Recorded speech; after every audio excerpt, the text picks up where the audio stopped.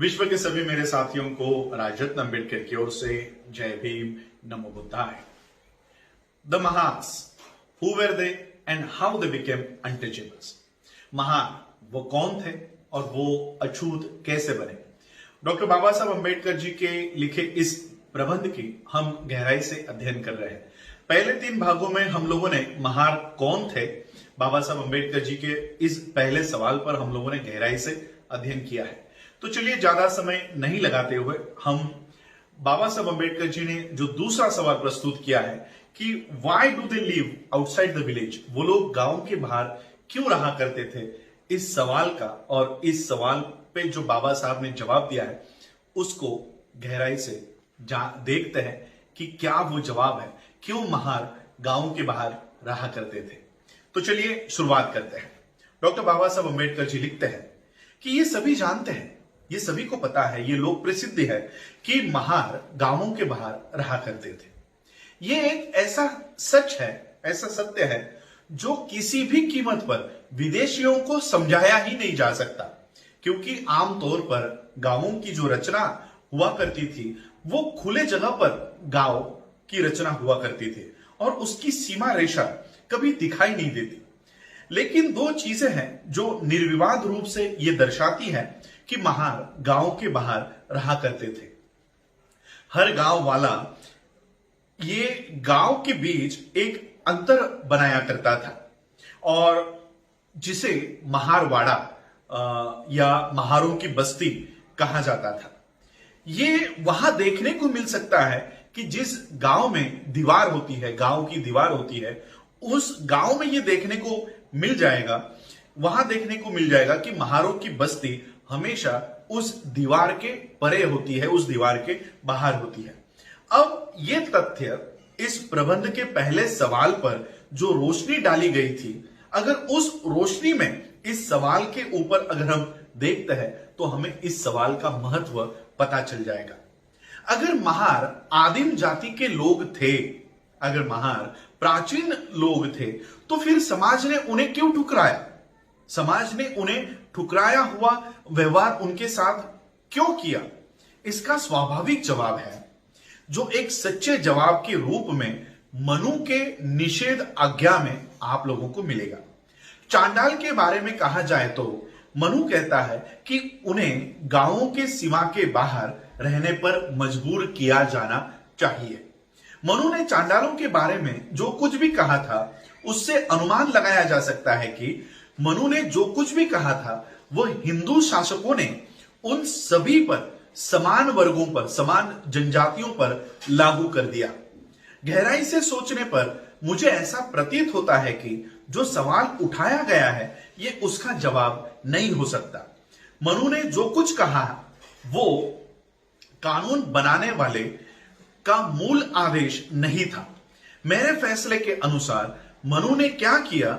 मनु ने पहचाना कि प्राचीन समय में उस समय की ताकतों का क्या परिणाम रहा होगा और उसने उन आदर्शों को सच्चाई में उतारा क्योंकि वो उसके उद्देश्यों के अनुकूल था और उसके दिमाग में जो था वही उसने सच्चाई में उतारा। इस सवाल का जवाब काफी अलग दिशा में अगर देखा जाना चाहिए। मेरे विचारों में जिस दिशा में इसका सही जवाब मिल सकता है वो उस अध्ययन के क्षेत्र में मिल जाएगा या निहित है जो उस अवधि से संबंधित है जब एक देहाती समुदाय एक स्थिर समुदाय में परिवर्तित हो रहे थे। मानवीय सभ्यता के विकास के छात्रों को, यानी ह्यूमन सिविलाइजेशन के स्टूडेंट्स को, मानवीय सभ्यता विकास के छात्रों को यह पता होगा कि समुदाय का धन धन का जो रूप हुआ करता था, समुदाय की आदतें उसको दर्शाया करती थी और वो समुदाय की आदतों को दर्शाने वाला मुख्य घटक हुआ करता था। देहाती लोग कभी भी कहीं पर भी एक जगह पर वो बसा नहीं करते थे। एक घुमंतु की तरह वो यहां से वहां जीवन बिताया करते थे। उनकी दौलत भेड़ बकरियों में निहित हुआ करती थी और जहां जहां ये भेड़ बकरियां स्थलांतरित हुआ करती थी, ये देहाती लोग भी उनके पीछे पीछे स्थलांतरित हुआ करते थे। जिस समुदाय ने जमीन को सींचने की कला सीख ली, खेती करने की कला सीख ली और अपने उपज को मूल्य निर्धारण करने की कला जिस समुदाय ने सीख ली, उसने अपना घुमंतु जीवन त्याग दिया, छोड़ दिया और एक स्थान पर वो सभी लोग बस गए। और निसंदेह अब उनकी संपत्ति ये भेड़ बकरियों में निहित नहीं थी, अब उनकी संपत्ति अचल संपत्ति थी जिसका नाम है जमीन। अब यह प्रक्रिया जहां घुमंतु जीवन त्याग हो जाता है, छोड़ दिया जाता है और उस स्थान पर एक स्थिर जीवन स्थान ले लेता है, वो एक लंबी प्रक्रिया है। एक ऐसी प्रक्रिया जहां कुछ लोग घुमंतु ही रह गए और कुछ लोग स्थिर हो गए। प्रारंभिक मानव सभ्यता के विद्यार्थियों को भी यह अच्छी तरह से ज्ञात होगा कि शुरुआती दिनों में सामाजिक जीवन ये जनजातियों में संगठित हुआ करता था। सामान्य जीवन अलग अलग जनजातियों में संगठित हुआ करता था, उनमें निहित हुआ करता था और शुरुआती दिनों में ये अक्सर उन जनजातियों में एक दूसरे से युद्ध, ये आपसी जनजातियां युद्ध किया करती थी। अब इस चर्चा पर अगर प्रकाश डालो तो हमें शुरुआती दौर में जाकर ये देखना चाहिए कि जब कोई समुदाय या जनजाति घुमंतु जीवन त्याग कर दिया करता था और एक जगह पर बस जाया करता था, कल्पना कीजिए कि वो क्या जरूरतें रही होंगी जो उन्होंने पृथ्वी की सबसे महत्वपूर्ण और सबसे बड़ी जरूरत के तौर पर उन घुमंतु जातियों ने जो एक स्थिर जीवन बिताने के लिए उन्होंने शुरुआत की थी, उनकी जरूरत कौन सी वो जरूरत है जो उन्होंने महसूस की होगी। यही वो जनजातियां हैं जो एक जगह पर बस गई और अपनी बस्तियां बसा ली, जिसे हम गांव कहते हैं, विलेज कहते हैं, जो प्राचीन व्यवसाय स्थल से संपन्न थे, भेड़ बकरियों से संपन्न थे, तो दूसरी तरफ उन जनजातियों से घिरे हुए थे जो घुमंतु थे, जो अपनी नजरें उनके यानी बसे हुए स्थिर हुए जनजातियों के अनाज के ऊपर और उनके भेड़ बकरियों के ऊपर गड़े हुए थे। जाहिर सी बात है कि इस तरह से बसे हुए जनजातियों के लिए पहला और सबसे महत्वपूर्ण सवाल यह होगा कि उन घुमंतु जातियों के आक्रमण से खुद की रक्षा कैसे करें। यह उनके लिए सबसे महत्वपूर्ण सवाल था। वो अपनी रक्षा कैसे कर सकते थे, वो ये सुरक्षा कैसे प्रदान कर सकते थे। जाहिर है कि वो अपनी या अपने अनाज की या अन्न धान्य की या भेड़ बकरियों की रक्षा के लिए लगातार आक्रमण नहीं कर सकते थे, लगातार युद्ध नहीं पुकार सकते थे। उनकी सारी ताकत खेती के लक्ष्य को हासिल करने में निकल जाती थी, जो एक ऐसा व्यवसाय हुआ करता था जो उनके लिए भी नया था और उसके लिए उनको अपने ही शारीरिक श्रम के ऊपर निर्भर रहना पड़ता था।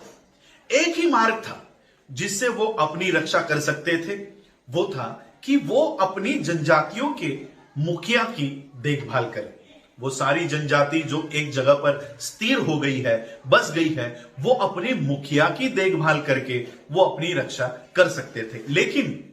लेकिन उस जनजाति का मुखिया, जो जनजाति एक जगह पर बस चुकी है, उनकी रक्षा कैसे कर सकता था? क्योंकि उनकी सारी ताकत, उनकी सारी जनजाति की लोग ये खेती करने में, जमीन सींचने में व्यस्त थे और उसकी ओर से, उस मुखिया की ओर से हथियार भी नहीं उठा सकते थे। उन जनजाति के मुखिया को कोई अपनी ओर से सेना उभारने के लिए कोई और माध्यम ढूंढना होगा जो उसके आदेश का पालन करे और अपने जनजाति की घुमंतु जनजातियों के आक्रमण से रक्षा कर सके। अब उन जनजातियों का मुखिया अपनी फौज खड़ी करने के लिए किनसे सहारा लेगा? निसंदेह एक माध्यम है, कहीं दूर जाने की जरूरत नहीं है। निसंदेह एक माध्यम है और वो माध्यम यह है कि यहां एक जनजाति दूसरे जनजाति से हमेशा युद्ध किया करती थी और उस युद्ध में एक जनजाति का पतन हो जाया करता था, वो उजड़ जाती थी, टूट जाती थी। इस तरह युद्ध में एक जनजाति तबाह हो जाती थी और उनके लोग हार कर टूट जाते थे, मायूस होकर अपनी सुरक्षा के लिए एक सुरक्षित जगह की तलाश में यहां से वहां घूमते रहते थे। ये उन दोनों के लिए कितना बढ़िया होगा। किन दोनों के लिए? उस मुखिया के लिए कि जो अपने बसे हुए जनजाति की सुरक्षा करना चाहता है उन घुमंतु जातियों से जो उनके भेड़ों पे और जो उनके अनाज पे आक्रमण करना चाहते हैं। ये उस मुखिया के लिए कितना बढ़िया होगा। और उन टूटे हुए समुदाय के लिए जो युद्ध में हार गए हैं, टूट चुके हैं, मायूस हो चुके हैं, उनके लिए ये कितना बढ़िया होगा कि ये दोनों भी एकत्रित हो जाए, ये दोनों एक हो जाए। ये और युद्ध के हारे हुए, उजड़े हुए, टूटे लोग और ये भाग्य उन्हें एकत्रित कर दे। जो लोग बसे हुए हैं, उनके मुखिया को अपनी जनजाति की रक्षा करने के लिए फौज मिल जाएगी और उनके लोगों का व्यवसाय भी, यानी जो बसे हुए लोग हैं उनके जनजातियों का व्यवसाय भी बाधित नहीं होगा, डिस्टर्ब नहीं होगा, अस्त व्यस्त नहीं होगा। और उजड़े हुए जनजाति के लोगों को गांव वालों की सेवा के बदले में नियमित जीवन निर्वाह प्राप्त होते रहेगा और सरदारों से भी उनकी सुरक्षा होती रहेगी। लेकिन उजड़े हुए जनजातियों के लोगों का साथ हासिल करने के बाद दूसरा सवाल पैदा होता है, दूसरा सवाल निर्माण होता है कि इन लोगों को बसाएं कहां पर, इन लोगों को कहां पर इनको रखें, इनको बसाएं कहां। वो लोग पहले से ही बसे हुए लोगों के बीच नहीं बस सकते थे क्योंकि वो दूसरे जनजाति से संबंधित थे। जो लोग ऑलरेडी गांव में बसे हुए हैं वो उनके साथ जाकर नहीं रह सकते क्योंकि दोनों की जनजातियां अलग हैं और वो अलग जनजाति से संबंध रखते थे और ना ही वो उनके सगे संबंधी थे। और केवल अपने सगे संबंधी ही उन जनजातियों के बस्ती में रह सकते थे। अब जाहिर सी बात है, उन बसे हुए जनजाति के सरदार के पास एक ही तरीका था जिससे वो उन उजड़े हुए जनजाति के लोगों को बसा सकता था, जिनकी उन्हें बसे हुए जनजाति के लोगों की रक्षा के लिए एक बल के रूप में जरूरत थी। ये जो टूटे हुए, मायूस, पतन हुए लोग थे, उनकी जरूरत उन बसे हुए जनजाति के लोगों को थी। वो था उन बसे हुए जनजातियों ने बनाए हुए बस्तियों के सीमा के बाहर उनको बसाना। एक ही मार्ग था और वो मार्ग था, क्या था? उन बसे हुए जनजातियों ने जो गांव बसाए हैं उसके सीमा के बाहर इन उजड़े हुए, टूटे हुए, युद्ध में पतन पाए हुए जनजातियों को बसाना। ये एक ही मार्ग उनके पास खुला था। डॉक्टर बाबा साहब अम्बेडकर यहां लिखते हैं कि मेरे विचारों के अनुसार यही वो प्रक्रिया है जो अकेले ये समझा सकती है कि महार गांव के बाहर क्यों रहा करते थे। महार प्राचीन समय में एक दूसरे के साथ युद्ध करने के वजह से विघटित हो गए थे, उनका पतन हो गया था, वो उजड़ चुके थे और वो एक उजड़ी हुई जनजाति थी। इन पर बसे हुए जनजाति के मुखिया ने, जिसे गांव का पाटिल कहा करते थे, उसने अधिकार जमा लिया और उन्हें गांव के किनारों पर बसने की अनुमति दे दी। उन्होंने गांव की निगरानी की, इन महारों ने गांव की निगरानी की और बदले में उन्हें कुछ स्थान या कुछ स्थल दे दिए गए। गांव की सीमा के बाहर रहने वाले महारों में कुछ भी अजीब नहीं था। वास्तव में ऐसा कोई भी तथ्य उपलब्ध नहीं है। डॉक्टर बाबा साहब अम्बेडकर वो सवाल का जवाब यहां पर दे रहे हैं। बाबा साहब कह रहे हैं कि वास्तव में ऐसा कोई भी तथ्य उपलब्ध नहीं है जो ये बता सके कि महार निम्न स्तर के, निचले जाति के लोग थे और उस वजह से उन्हें गांव की सीमा के बाहर रहने के लिए बाध्य कर दिया गया था। वे अपने समुदाय की रक्षा करने के लिए गांव के मुखिया द्वारा गांव में लाए गए थे और उन्हें गांव की सीमा के बाहर रहने के लिए इसलिए बाध्य नहीं किया गया था कि वो निम्न स्तर के लोग थे या निचली जाति के लोग थे, बल्कि इसलिए बाध्य किया गया था क्योंकि वो बसे हुए जो गांव में बसे हुए जो लोग हैं, उन बसे हुए लोगों से उनकी जनजाति अलग थी और वो अलग जनजाति से संबंधित थे। ये निष्कर्ष वेल्स और आयरलैंड में जो कुछ भी हुआ उसके संदर्भ में समर्थित होता है। आयरलैंड के ब्रेहॉन कानून को अगर पढ़े तो ये पता चलेगा कि आयरिश लोगों में भी जनजातियां हुआ करती थी और आयरिश ये एक बसा हुआ समुदाय हुआ करता था और उनके सीमाओं के ऊपर बोअर्स नाम के जनजाति रहा करती थी। बोअर्स ये उन उजड़े हुए या युद्ध में पतन पाए हुआ समुदाय था और उनके शेष बचे हुए लोग थे जिन्हें गांव के सरदार या गांव के मुखिया ने उनकी सेवा करने के लिए, उनकी रक्षा करने के लिए लाया था। इसी तरह का किस्सा वेल्स के गांवों में, जिसे ग्वेलीज में देखने मिलता है। हर गांव, जिस गांव को ग्वेलीज कहते हैं, ग्वेलीज में अजीब या अनजान जनजाति के लोग उनके सीमा पर रहते थे। उन्हें ऑल्टूड्स के नाम से जाना जाता था। वो स्वयं भी उजड़े हुए या युद्ध में पतन पाए हुए जनजाति के लोग थे जो ग्वेलीज के सरदारों ने ग्वेलीज की रक्षा के लिए लाया था।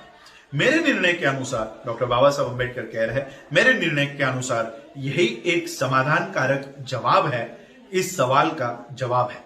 लेकिन अब यहां पर और एक सवाल निर्माण होता है, लेकिन सवाल फिर भी बना रहता है कि महार एक अलग जनजाति के रूप में जीवन क्यों बिता रहे थे, जबकि आयरलैंड और वेल्स में अल्टूड्स और बोअर्स यानी अल्टूड्स जाति के लोगों ने और बोल्स जाति के लोगों ने समय के साथ साथ चलते चलते एक अलग जनजाति होने की पहचान छोड़ दी थी और छोड़कर वो गांव के लोगों के साथ एक आम नागरिक की तरह घुल मिल गए थे, एक फ्यूजन तैयार हो गया था।